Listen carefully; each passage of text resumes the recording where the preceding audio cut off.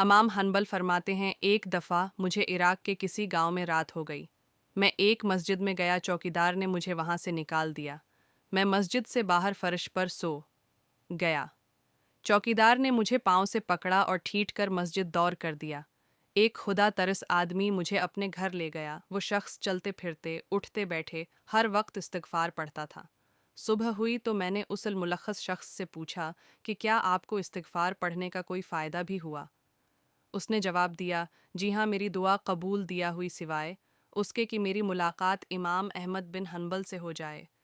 میں نے کہا، میں ہی احمد بن حنبل ہوں اور تم دیکھو کہ مجھے کیسے گھسیٹ کر تمہارے پاس لایا گیا۔ ایف سقجی لانیل لکٹ۔ حضرت عائشہ رضی اللہ عنہا سے روایت ہے کہ انو زریق کے یہودیوں میں سے لبید بن عاصم کہ جو فریق کے یہودیوں میں سے لبید بن اسلم نامی ایک یہودی نے رسول اللہ صلی پر جادو کر دیا، یہاں تک کہ رسول اللہ صلی عوام کو یہ مخیال آتا کہ میں یہ کام کر رہا ہوں، حالانکہ آپ وہ کام نہیں کر رہے ہوتے تھے۔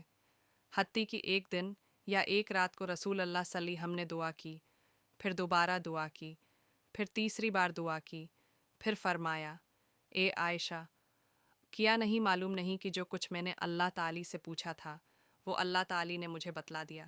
میرے پاس دو آدمی آئے، ان میں سے ایک میرے سرہانے بیٹھ گیا اور دوسرا میرے پیروں کی جانب بیٹھ گیا۔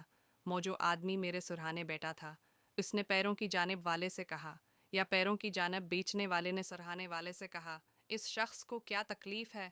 دوسرے نے کہا، ان پر جادو کیا گیا ہے۔ پہلے نے کہا، کس نے جاوا کیا ہے؟ دوسرے نے کہا، لبید بن ہے آسم نے۔ پہلے نے کہا، کس چیز میں جادو کیا ہے؟ دوسرے نے کہا، کہیں میں اور کنگھی سے جھڑنے والے بالوں میں اور کہا تر مجہور کے خشا کے خلاف میں۔ پہلے نے کہا، یہ چیزیں ہیں۔ کہاں ہیں؟ دوسرے نے کہا، ذی اروان کے کنویں میں۔ حضرت عائشہ رضی اللہ عنہا نے کہا، پھر رسول اللہ علی کے اپنے چند اصحاب کے ساتھ اس کنویں پر گئے۔